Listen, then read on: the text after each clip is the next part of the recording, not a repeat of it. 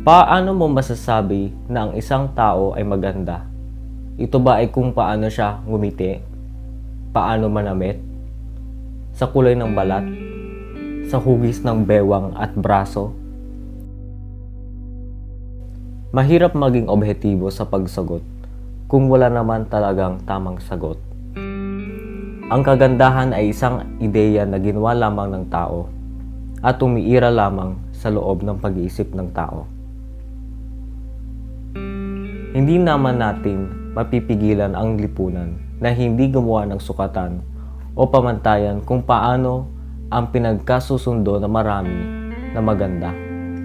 Ang magagawa lang natin ngayon ay hanapin ang sanhi ng ganitong mga ideya at itama ang maling at nakakapahamak na paniniwala. So paano natin masisimula ito? Tignan ang mga ito ng mabuti. Karaniwan ay nakikita natin ang mga produkto na ito sa mga supermarket at mga department store.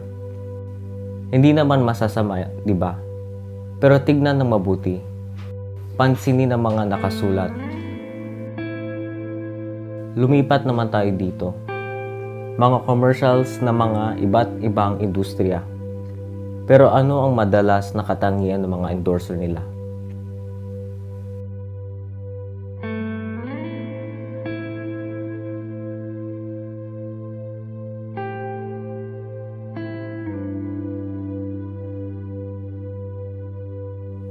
Araw-araw, ang mga commercials at palabas na ito ay pinapakita sa telebisyon. At araw-araw ay napapanood ng mga Filipino, matanda man o bata. Ano ngayon ang masasabi sa ating nakaraan at magiging kinabukasan sa larangan ng kagandahan?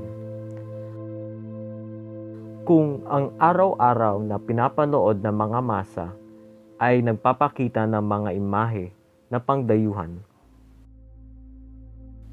ano na ang magiging kalagayan ng ating pagkakakilanlang bilang mga Filipino?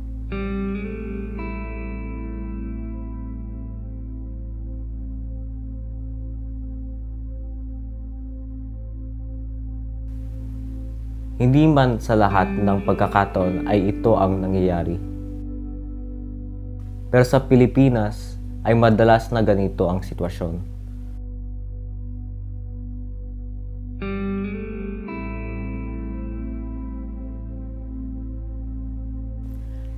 Ngunit, bakit naging ganito ang kahulugan ng kagandahan sa isang bayan na mas marami ang mga kasulungat ng imahe na ito?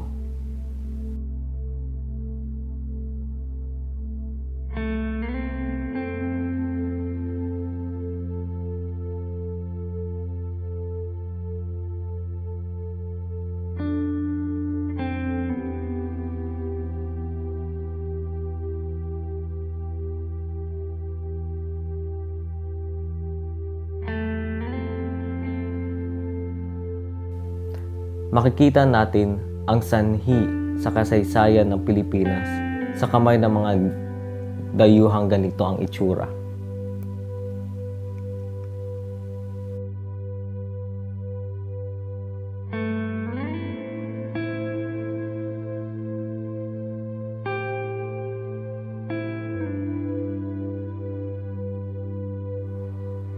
At bakit mahalaga mapag-usapan ito? Ano ang magiging epekto ng talakayan sa takbo ng buhay ng mga mamayan ng makakapanood nito?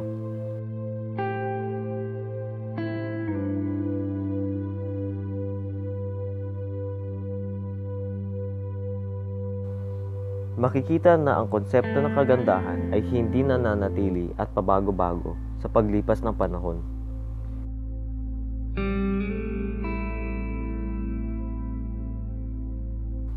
Para sa mga manonood at mamayanan ngayon, baka ang konsepto ng kagandahan ngayon ay makikita nilang kaisa-isang at universal na kagandahan na kinakailangang sundan.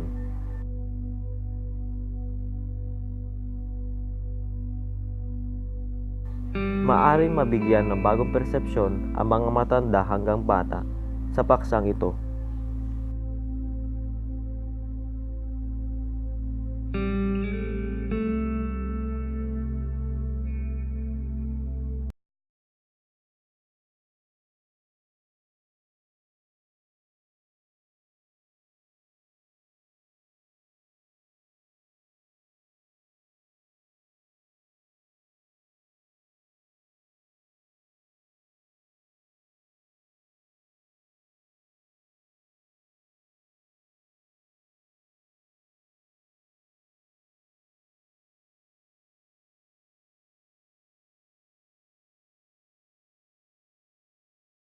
Andito tayo ngayon sa Intramuros.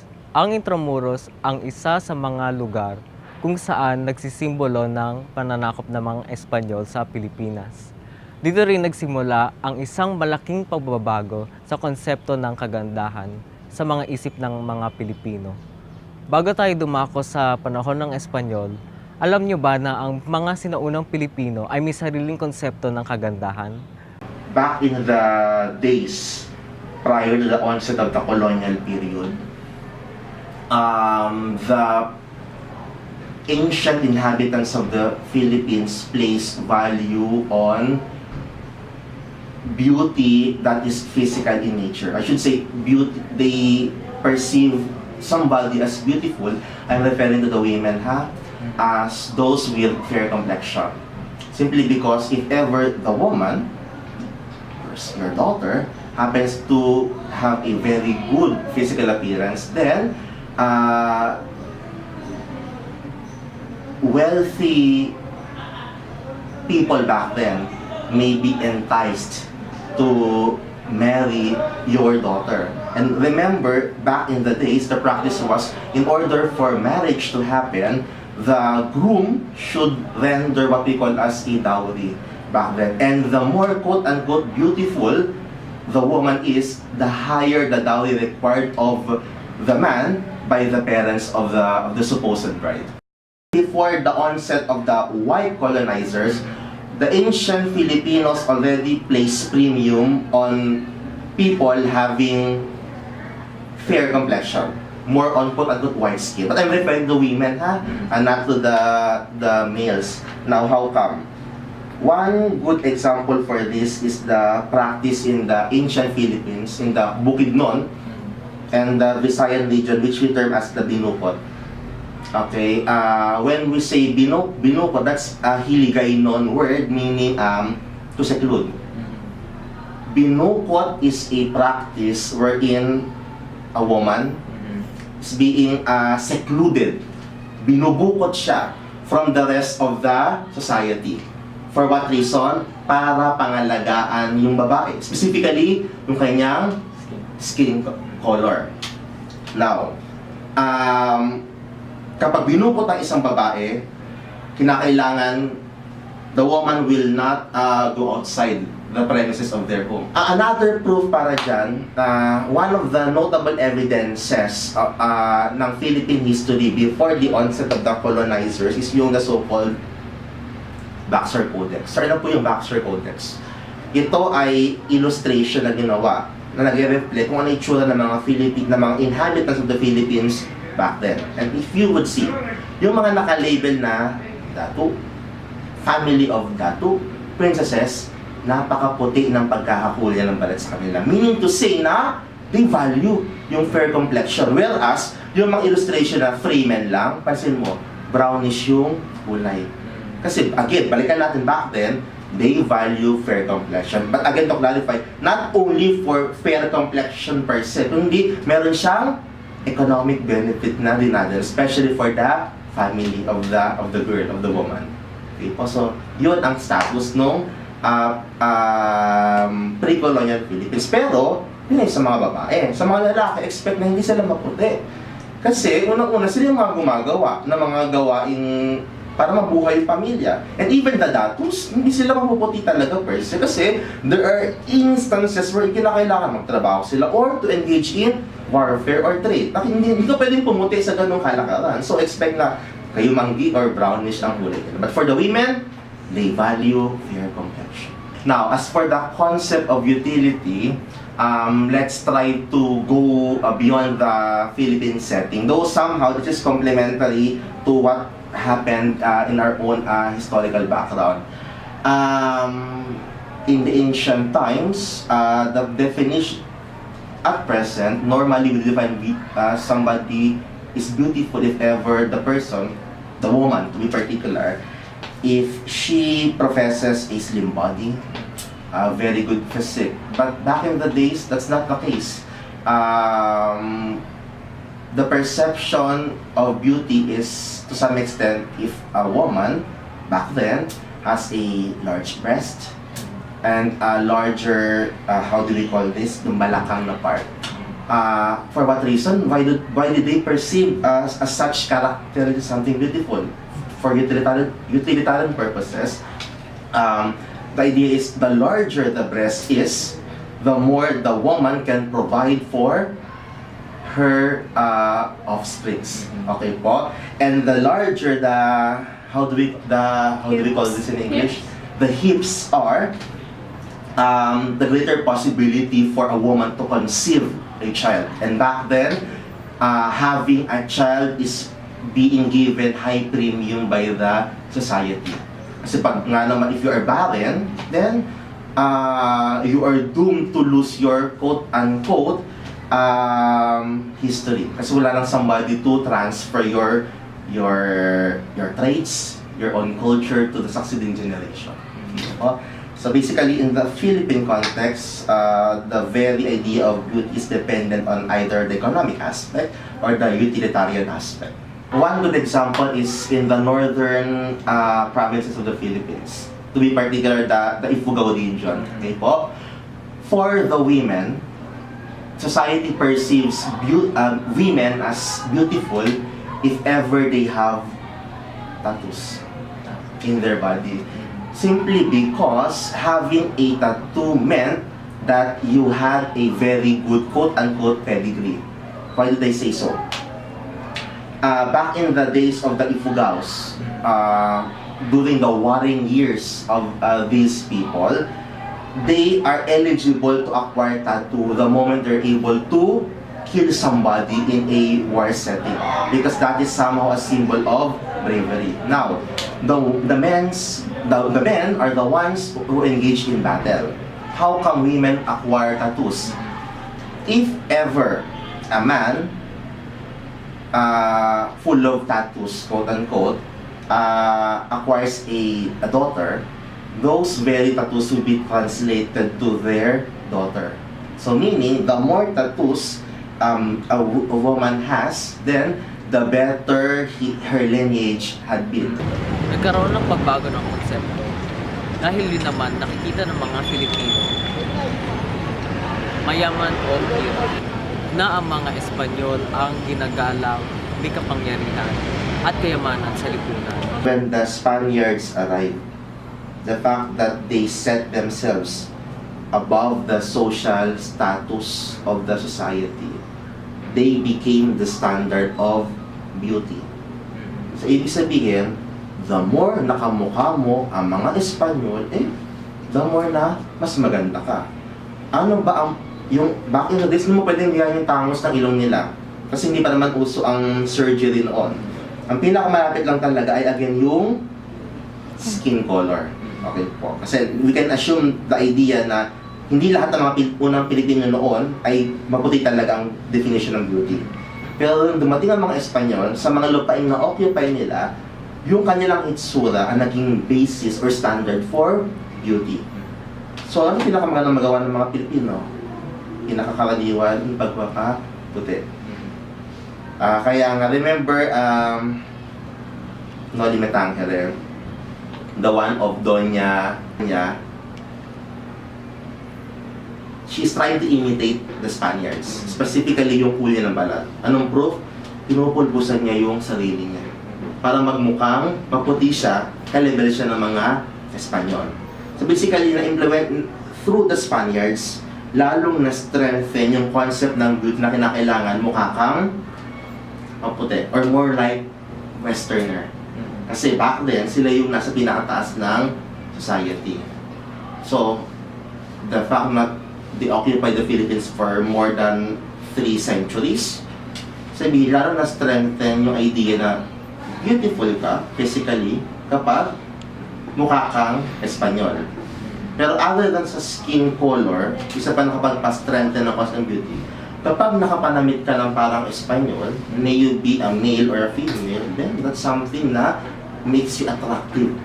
Kasi kapag hindi ka nakasuot ng ganyan, yung sa'yo mahirap ka. Kasi you cannot afford to purchase yung mga suot na mga Kastila ng mga panahon na yon. Na para sa kanila, ito ang standard ng beauty. Again, babalik tayo sa ideya na beauty goes side by side with economy.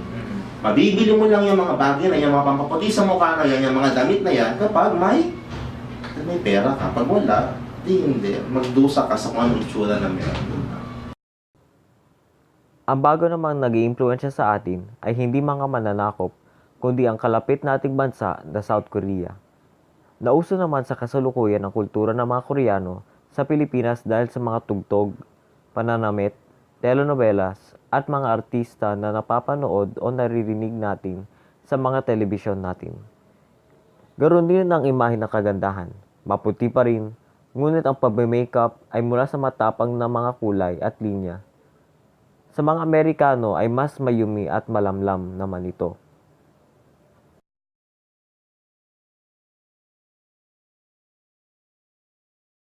Mula sa Intramuros na naging simbolo ng kahapon, nandito tayo ngayon sa Makati, na nagiging simbolo ng progresibo ngayon.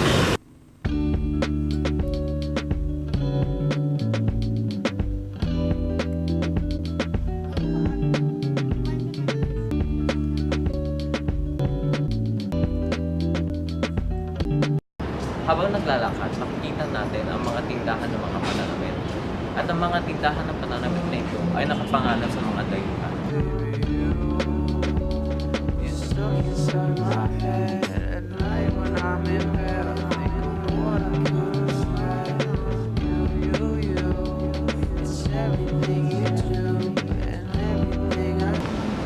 Ito ay isang malaking halimbawa kung paano pa rin tayo na-impluwensyahan ng kalungkaling konsepto ng kagandahan. So first, we had that historical perspective. And when we say colonization, then we were subjugated. We were helpless. Okay? And so our concept of beauty was also equated with what is power, what is wealthy. So we had the tisay, the tisoy. We had the tisay and the tisoy. And it's so funny because sometimes when you really rethink our history, we note that the tisay and the tisoy, some of these are even those that were born out of wedlock, because of friars, having relationships with the local women. See? But still we looked at it as something powerful. Okay. So we have that distorted notion. But because we were subjugated, we were helpless, we were powerless. Okay. So that is what we are saying, that one of the factors is because of history. Okay. Now, history after 400 years also shaped our culture, also helped shape our society. So that, the way we look at other people and the way we aspire to be, we wish to be, we desire to be in our future, would be somebody who is educated, right? Somebody who has the power, somebody who has the wealth. And all of these are also equated with beauty. It dictates in our minds of what is beautiful. Hindi lamang sa pananamit ang sakop ng impluwensya nila, pati na rin sa mga pelikula, mga palabas sa telebisyon at sa social media. Paano natin masasabi ito? Sa isang pag-aaral na ginawa ni Christine Renault noong 2015, nakita niya na sa media ng Pilipinas, ang mga artista at ang mga kwento na kanilang kinakwento ay karaniwan sa hindi may isang karaniwan na mensahe, na ang industriya ay kumikita sa pagpapalaganap ng Eurocentric na imahe ng kagandahan. At present, we're having another evolution of beauty. Bakit? This can be attributed to technology. Bakit na technology meron tayo? TV. Diba? Ang mga fine-feature, mga American films, mga ganoon. So kung sino maganda doon, di maganda. Pero upon the onset of technology, YouTube, internet, we are being immersed to varying cultures. And with that comes the varying definition of beauty. So ngayon, ang maganda pa rin ba ay maputi? No, maganda pa rin. Pero back in the Spanish period and American, yung mga mabibilog ang mga mata, maganda.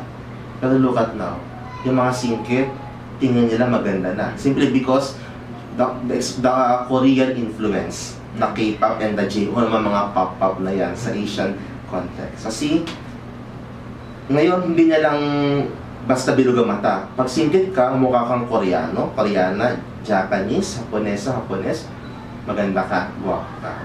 So, it's safe to assume that the idea of beauty changes. Sa Philippine context, in a more convergent path. Pero it changes based on the prevailing culture na lalong hinighten ng ating, how do you call this? Contact with other cultures. Na yun nga, yung mga Asian cultures, para sa atin, maganda na rin sila. Kasi yun ang binavalue ngayon. Dahil sa technology, dahil sa yun ang lumalabas sa technology mayroon tayo. Sa YouTube, sa Facebook, so on and so forth.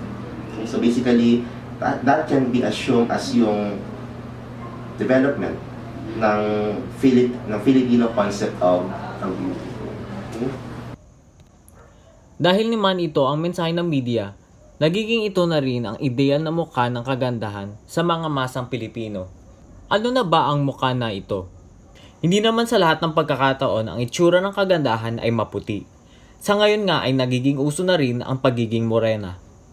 Pero ang dala ng pagiging morena artista ay kung hindi may halong lahi ay may ka-love team na mestizo o may halong lahi din. Makikita ito sa mga usong love team ngayon tulad ni Edward at Maymay at Jadine. Hindi lamang sa mga magazines, telebisyon at mga pelikula makikita ito. Sa mga lokal at international beauty pageants rin. Ang beauty pageants ay kasing level ng boxing at basketball sa mga puso ng mga Pilipino. Makikita naman sa national na level ng beauty pageants, ang binibining Pilipinas mas nagiging malapit sa realidad ng pagiging Pilipino kung saan iilan lamang ng nakakasali sa top 40 ay may halong lahi. If you look at it, say, statistically, like that, a lot in the Philippines still do not consider those who are dark or morena as beautiful. But we are trying now to adapt our concept of beauty to the international or the global concept of beauty. We tried at first to look at the historical perspective. So, but then more recently, we have what you call the global concept of beauty.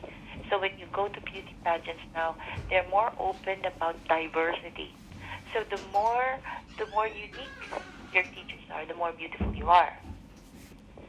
But the thing is also is that the concept of global beauty, it still has to be pleasing to the Euro-American perspective of beauty.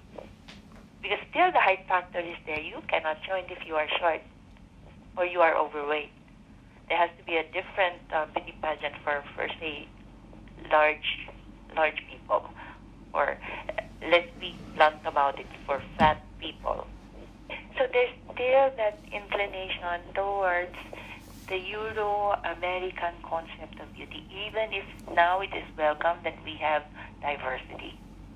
Ang problema ay hindi na sa presensya ng halong lahi sa mga pageants o mga artista sa media na ito.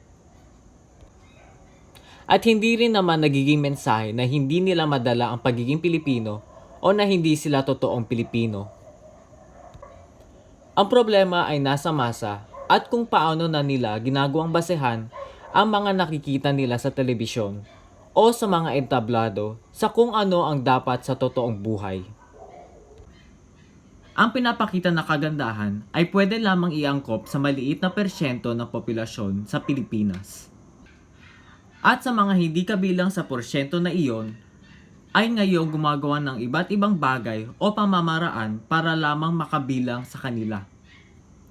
Ang mga beauty pageants ay maganda nga para ipagmalaki ang pagiging Pilipino, ngunit ito nga, may nililikha ng ekspektasyon sa kung ano nga ang maganda.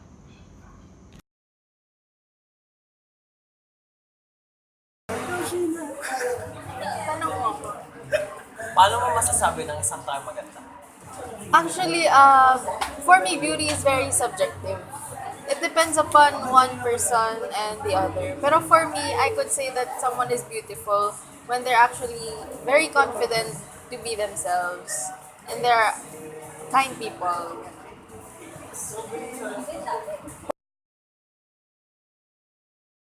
Siguro yung gusto ko sa tao is maputi. And also, their eyes. Kasi doon mo makikita yung feelings nila eh. Yung kung nakipag-usap sila sa'yo,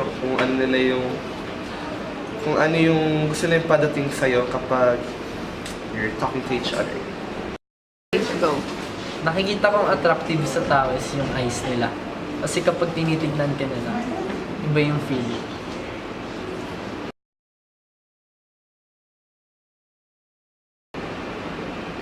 What is what is an ideal Julio for you? I believe that an ideal Julio is my skin color, a moreno, but I believe that I don't want to get 2 shades darker or a shade darker.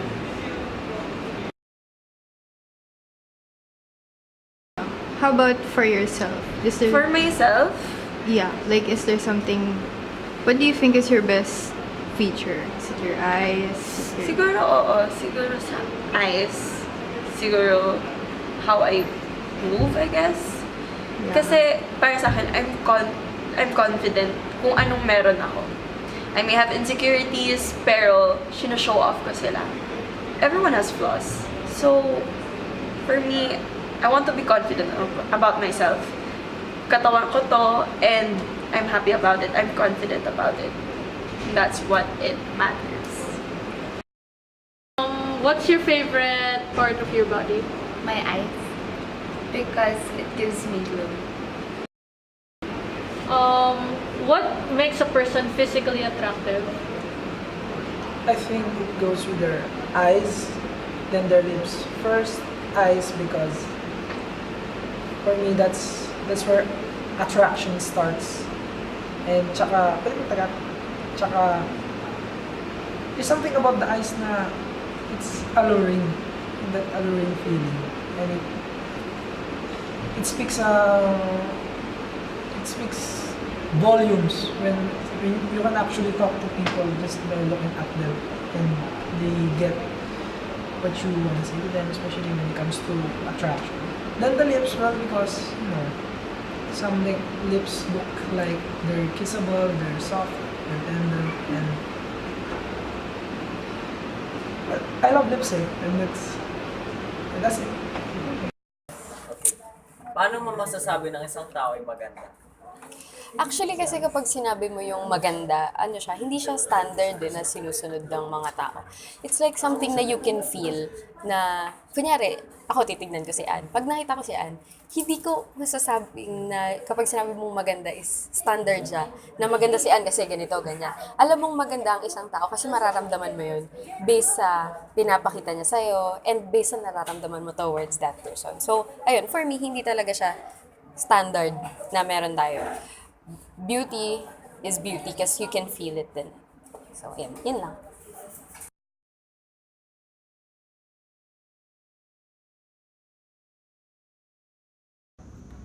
Madaling mabili ang kagandahan kung ang pinagbabasehan lamang ay ang pananamit. Ngunit kapag pinag-uusapan naman ang pisikal na anyo, mahirap na usapan yan. Ang karamihan ng mga Pilipino ay pinagpala ng mayroong kayumangging balat, pango na ilong at kulot na buhok. Pero kahit na ganito ang kanilang taglay, ang itsura pa rin ng pagiging mayaman at maganda ay ang kasulungat. Noon, sapat na ang mga makeup, pero ngayon, dahil sa mga nagawang pag-unlad ng teknolohiya at siyensya, maaari nang gawing permanente ang mga gustong baguhin sa itsura. Basically, Filipinos love to we are influenced by Western culture. So we actually have this idea that being white or fair is beautiful. So we have that tendency to resort to whitening products,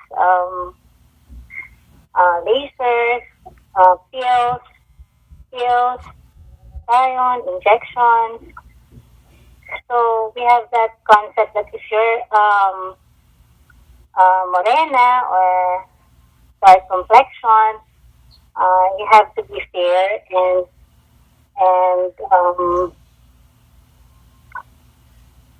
white. You have a fair skin complexion to be beautiful. Para sa mga individual na may pera at may tapang na loob, isang sagot sa kanilang problema ay ang sumailalim sa operasyon ng doktor. Kung hindi naman kaya ang permanenteng pagbabago, ay merong rebond na pinapatuwid ang kulot na buhok at mga makeup. Ngunit, sa lahat ng pwedeng gawin, ang pinakauso sa Pilipinas ay ang pagpapaputi ng balat. Most of all, it's like this. Whatever you don't have, that means, okay, you have to do something about it. So if you don't have it, that means you're not beautiful. So you want to achieve whatever you don't have. Especially, okay, it's very common for Filipinos that they don't have a pointy nose. So that's the usual thing that we do. So for them, once it's fixed, then they look beautiful. And also the complexion. Normally Filipinos are not the Caucasian type color. Usually the light colored skin. Mostly it's brownish, it's fair. Okay? And then it's a typical color among Filipinos. So they want to rise up. They want to be what they call bukod-tangi. So they'd rather have a light colored complexion because it for them that's the concept of beauty for them. As long as you are white, you have a pointy nose, then probably they're good. It's good to go.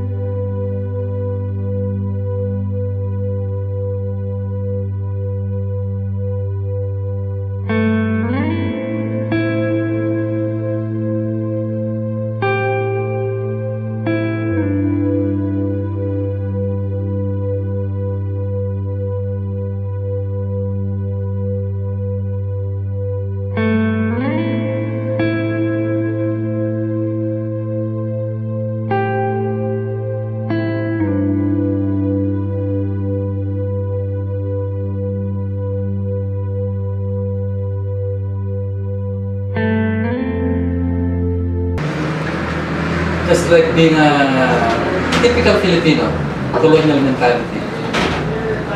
Because you idolize them, they when you see them in the movies, so you think they became actors, actresses because they look different.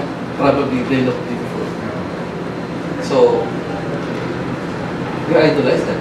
Sometimes kasi, it's not unusual na may pupuntang pasyente na may dalang picture, may dalang magazine. I want to become like her. Parang obsession na iba. Kaya pag gano'n natatakot na ako sa mga dalang pasyente. Pero sa syempre, nagsisik ng consult. So you have to talk to them also. If possible, talk them out of it. Ganun classical kasi it's not going to happen. During the time na nag-start ako way back 91, marami na ako na-encounter na gano'n at more than half tinanggihan ko.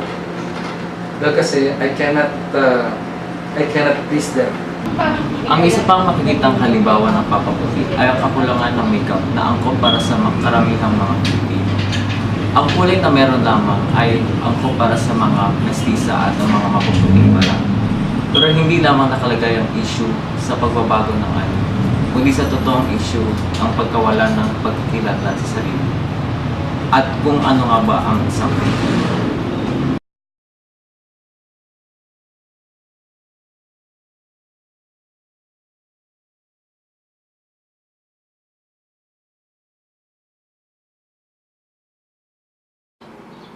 Makikita natin na mula sa dating konsepto ng kagandahan na meron ng mga sinuunang Pilipino, nagbago ang lahat pagkaapak ng mga dayuhang sumakop sa atin. At hanggang ngayon ay nararamdaman pa rin natin ang kanilang epekto.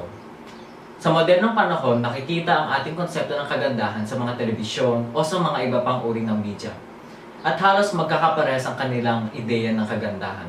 Para sa modernong Pilipino, ang ating konsepto ng kagandahan ay kung ikaw ay mestiza, matangkad, may mga katangian ng isang taga-Europeo o may halong lahi.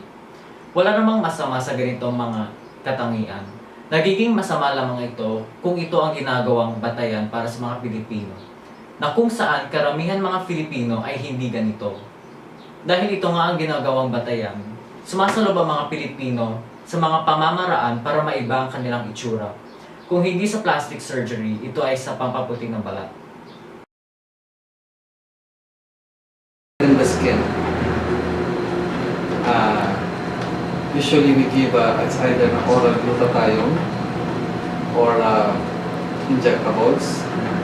Next, surgery, correction of the nose, correction of the eyelids, sometimes liposuction, and then the older patients lift.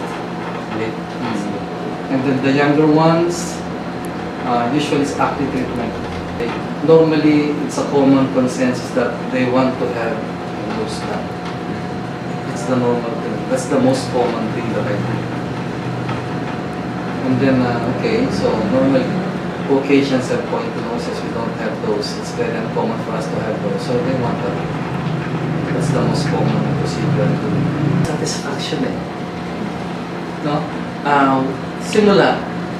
Okay, complexion muna. Next, pag nakita na maganda, next thing, usually ilong na yan. Tapos niyan, once they age a little, they remove the wrinkles around the eyes. So, ang nangyayari kasi it's like this, they can't get enough. Once nakita nila there's an improvement, they want some more. Until to a point of parang nagkakaroon na ibang problem na parang addiction na nga iba. Ang tanong ngayon ay kung kaya pa ba natin baguhin ang ganitong pag-iisip? At kailan lamang ay nakikita na natin na nangyayari na nga ito? Sa Pilipinas, ang pagtatanggap ng kagandahan ng pagiging morena ay nagiging uso o trend simula taong 2010. Makikita ito sa maraming mga artikulong sinulat tungkol sa pag-aalaga ng sarili at kung bakit kailangan mahalin ang sarili. Ang hati ng pagiging morena o mestiza ay unti-unting natatahi.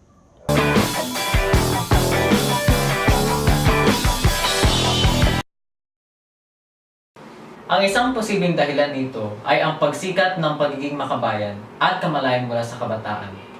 Ang paghahanap at pagkakaroon ng pagkakakilala bilang Pilipino ay lumakas dahil sa muling pagkabuhay ng OPM at mga indie films. Ang media rin ay nagiging alalay nito. Ethnologists were really invested in documenting indigenous women. It's very exoticized and pretty racialized, I think. Omar Solo is a painter, and he had a lot to say about what makes a Filipina woman beautiful.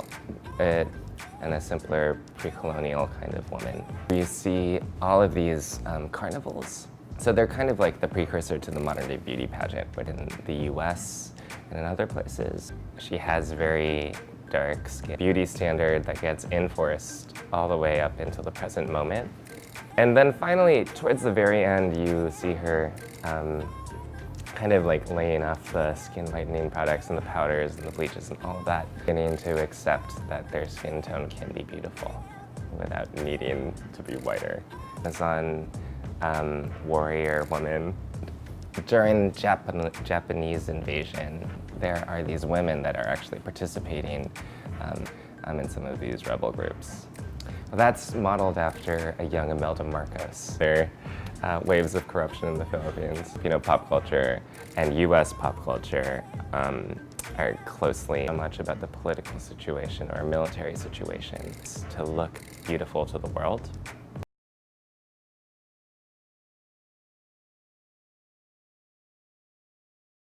put it this way. In the pre-colonial times, the Philippines was comprised by several barangays, several societies, each having their own standard of beauty. Probably the idea of beauty of the people who practice binukot may not be similar to the concept of beauty practiced by the people in the northern part of the Philippines. So, iba't iba ang definition depending on the society. But the moment the colonizers arrived, they introduced a quote-unquote a more uniform perception of beauty. The ones we place premium at present. Na hanggang ngayon na-carry over naman na pag fair complexion ka, maganda ka. Pag maputi ka, maganda ka. Kapag isusuot mo itong mga bagay na ito, you can dress yourself as like this or like that, maganda ka. So, it's safe to assume na the evolution is more of from a divergent path going to a more convergent one. From varying definition of beauty down to the definition of beauty being valued by the Europeans. Kasi nga ang ating mga primary colonizer ay mga European. So ang evolution more on the convergence on the concept of beauty. That being yung alam natin ngayon, more on the physical aspect. Either naturally sa ating panlabas na itsura or how we dress ourselves. Kaya para sa mga Pilipino na nanonood na hindi nila nararamdaman ang kanilang angking kagandahan, alam na nating lahat na ang kagandahan lamang ay nakabatay sa kung ano ang tinakda nating batayan. Ang importante ay hindi sumunod sa pag-iisip ng masa o sa sabi ng iba, dahil dala lamang ito ng pag-iisip ng mga ninuno natin. Ang importante ay kung saan ka komportable at may tiwala sa sarili. Ito ang lagay ng ating lipunan. Ako si Sid de Guzman at ito ang HUMSSDokyu, Bulaga.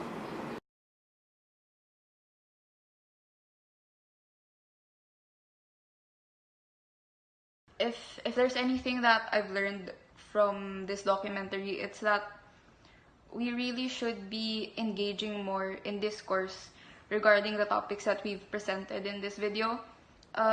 We really should be talking more about colorism and racism and discrimination in Philippine society because of how seriously toxic and problematic they are.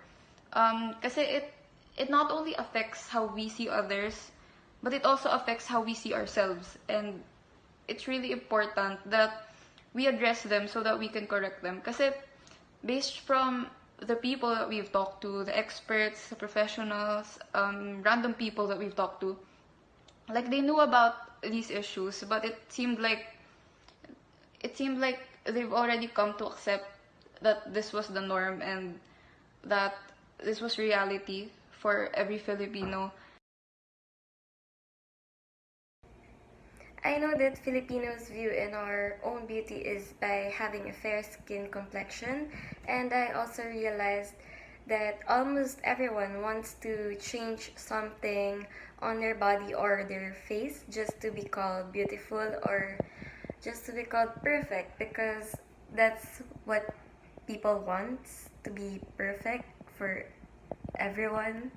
And they also want to be called pretty, and they also base the likes from social media. What I realized when we were making this documentary was how deep the Filipinos' love for skin whitening or to be beautiful, a certain type of beautiful, really runs. And it's not just brought by the colonizers, but it was really us who put it upon ourselves, and the colonizers just enforced the idea, and until now we still carry that idea with us, and we go through these drastic lengths like going to a dermatologist or going to a plastic surgeon just to alter whatever we want to alter. But what I really like is that there's also a movement happening which is promoting our our own version of beauty, our unique brand of beauty, and it gives us hope for the future of beauty here in the Philippines. Someone who's short, it depends on you. It depends on people. We're the one who creates these criteria. We individuals create these criteria on how to tell if someone is beautiful or not. So there is no true criteria on beauty. It really depends on people. It's subjective. It's just like this standard of beauty can't be for everyone. Everyone everybody likes different stuff. For people, whatever. Okay na yan.